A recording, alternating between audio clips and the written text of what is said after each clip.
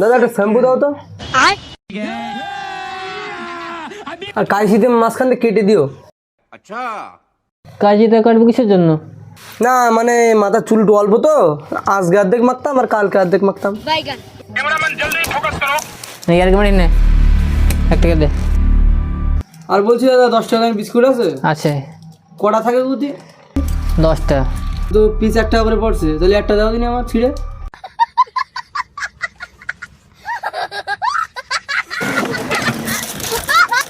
নে শালা কির ফোন, 1 টাকা দে। আচ্ছা দাদা বলছি 1 চিমটি লবণ পাওয়া যাবে? তার টাকা ধরবে না তো আবার? না লবণ কি হবে? বিস্কুট নিলাম একটু সিটে খাতাম, শুধু বিস্কুট তো ভালো লাগে না, একটু সিটে খাতাম। বস্তার মধ্যে মাথা ঢুকে দেন হারামজাদা, ওই যে বস্তা। দাদা রেগে যাচ্ছ নাকি? না না আমি একদম ঠিক আছে, রাখবি না ভাই। আর কিছু নিবি?